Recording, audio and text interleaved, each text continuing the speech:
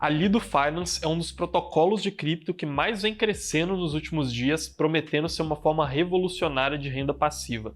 O que acontece é que ela pode estar criando um risco muito grande para a rede da Ethereum, que pode inclusive comprometer o futuro dessa aplicação. Se você quer entender tudo sobre como a Ethereum pode estar sofrendo um risco por conta do crescimento da Lido Finance, me acompanhe aqui nesse vídeo até o final.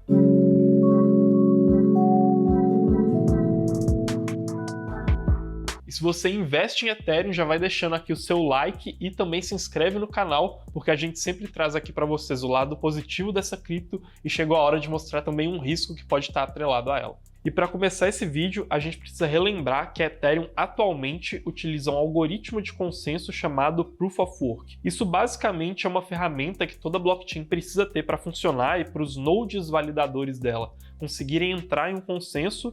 E a Ethereum está prestes a passar por uma atualização chamada The Merge, em que ela vai começar a adotar o algoritmo de consenso chamado Proof of Staking. Essa é uma das maiores atualizações da história do mercado cripto e, inclusive, eu vou deixar aqui embaixo o link se você quiser acessar o relatório gratuito e receber ele no seu e-mail, que a gente explica tudo sobre essa atualização da rede da Ethereum. Mas o importante aqui é saber que, atualmente, a rede da Ethereum já criou uma rede de testes chamada Beacon Chain, em que está sendo testado esse algoritmo chamado Proof of Staking. E por meio do Proof of Staking, os usuários conseguem pegar suas criptos e travar elas para poder ajudar na segurança da rede da Ethereum. Só que para poder fazer isso, atualmente os requisitos são muito altos. O usuário ele precisa ter no mínimo 32 tokens da Ethereum, que dariam atualmente mais de 300 mil reais. E aí começam a surgir várias estratégias para o usuário que tem menos capital conseguir ajudar na validação da rede por meio do Proof of Staking lá na Beacon Chain, que eu falei, e conseguir ser remunerado por isso. Inclusive, eu vou deixar aqui em cima um vídeo que a gente explicou tudo sobre a Lido Finance e como esse protocolo funciona detalhadamente. Além da Lido Finance permitir que os usuários utilizem uma quantidade menor de tokens da Ethereum, ela permite uma coisa que a gente chama de staking líquido. Isso significa que quando o usuário deposita as Ethereums dele para poder captar esse ganho, ele não necessariamente vai precisar deixar elas travadas, porque o que a Lido Finance faz é entregar de volta para o usuário um token chamado ST-Ether, que ele pode movimentar como quiser. Ou seja, ele tem vários benefícios. Além dele continuar recebendo o rendimento do staking, ele também vai poder movimentar esse ativo caso ele desista do staking, sem necessariamente ter que esperar até o tempo de travamento dos tokens da Ethereum acabarem, e ele também vai conseguir depositar quantidades menores do que todos aqueles 32 Ethers, que, como eu disse, dariam mais de 300 mil reais. E é aí que a gente chega no risco que a Lido pode representar para a Ethereum.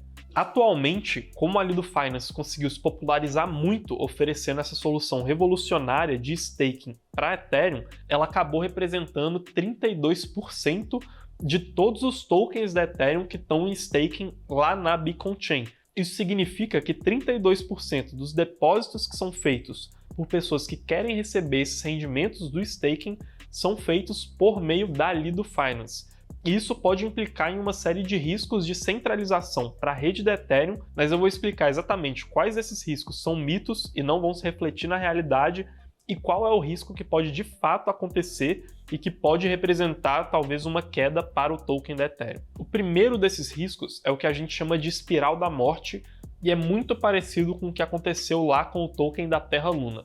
Basicamente, a rede da Luna tinha uma stablecoin chamada UST e ela precisava necessariamente ser o equivalente a $1, mas ela funcionava por meio de uma arbitragem a mercado para poder manter essa paridade. Quando essa paridade se perdeu, e também por outras mecânicas da Terra Luna que a gente já explicou aqui no canal, essa cripto UST passou a valer menos de $1 e o sistema da Terra Luna acabou ruindo. O que acontece é que algumas pessoas no mercado têm medo que o ST-Ether da Lido Finance, que representa um token Ethereum que está travado lá na Beacon Chain, possa perder essa paridade e, consequentemente, levar a uma espiral da morte que também contamine o protocolo da Ethereum. Esse é um risco que a gente não considera relevante, seria um desses mitos sobre a Lido Finance, principalmente porque, no caso da Terra Luna, não existia de fato $1 que lastreava cada um desses USTs que existia no protocolo. Ele era feito em uma arbitragem junto com os tokens da Terra Luna que variavam seu preço no mercado. Já no caso da Lido Finance, de fato, existe um Ethereum travado para cada ST Ether que existe no protocolo, então esse risco de uma espiral da morte pode ser descartado.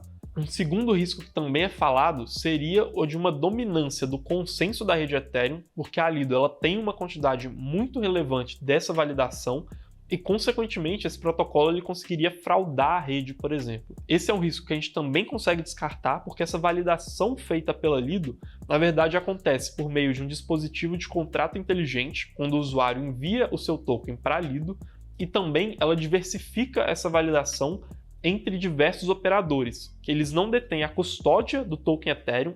Essa custódia fica com a Lido, que é onde o usuário depositou esse token do Ethereum, mas a validação em si, como eu disse, ela é dividida entre diversos operadores, e aí isso também invalida esse risco que se diria de uma dominação da rede do Ethereum para poder talvez fraudar essa rede. Mas se esses dois riscos que eu falei estão descartados, qual seria de fato o perigo que o protocolo da Lido Finance representa para a rede do Ethereum? Para a gente poder chegar nesse patamar, a gente vai precisar imaginar um cenário hipotético muito específico para a rede. Esse cenário é o seguinte: vamos supor que ocorresse um medo exagerado no mercado e que o token ST Ether da Lido Finance caísse para um valor muito abaixo de 1 Ethereum, como por exemplo 0,1 Ethereum. Como a gente sabe, nesse caso não vai ocorrer uma espiral da morte, e como eu expliquei, com o tempo esse token ST Ether tende a voltar para o valor de 1 Ethereum com a arbitragem a mercado. Mas pode acontecer de, nesse intervalo de tempo em que o token ST Ether está valendo muito menos de 1 Ether, algum player muito grande conseguir arbitrar o mercado sozinho e capturar todo esse valor presente em tokens ST Ether. E, consequentemente, quando eles retornassem para o seu valor de mercado, ou então quando acabasse o período de travamento dos tokens da Ethereum lá na Lido Finance, ele conseguiria retomar esses tokens da Ethereum e aí sim, consequentemente, ele teria uma porcentagem muito grande dos tokens da Ethereum que estão em staking atualmente. E aí sim, a gente teria um usuário que poderia colocar esses tokens em staking sem diversificar ele entre diversos validadores diferentes. E esse é o perigo que toda essa dinâmica de alavancagem, colocando um Ethereum travado e aí emitindo um ST Ether, pode de fato representar para Ethereum. Como eu disse, esse é um cenário muito improvável, mas que precisa ser considerado. E agora a gente vai falar um pouco sobre quais são as formas que a Ethereum, a Lido Finance e outras pessoas da comunidade estão tentando encontrar para poder se blindar desse risco. Então, em primeiro lugar, a gente pode citar que esse cenário ele seria muito improvável por conta da arbitragem a mercado. Então, caso de fato isso acontecesse, seria muito difícil um player só conseguir comprar todos esses tokens ST Ether no mercado. Essa própria dinâmica de arbitragem, de um cara conseguir comprar um ST Ether valendo menos do que um Ethereum e aí esperar ele retornar, ou então esperar o período de trancamento do staking acabar para poder capturar um Ethereum de fato, porque realmente existe um lastro para essa alavancagem, já coibiria muito desse risco.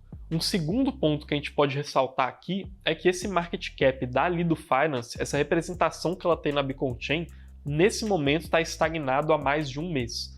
Isso acontece possivelmente por causa dessa desconfiança do mercado com relação a esse processo de alavancagem, e isso pode estar acontecendo até mesmo por conta de um próprio processo de autorregulação do mercado. Um exemplo que a gente pode citar em que isso está acontecendo atualmente é a diversificação dos clients da Ethereum.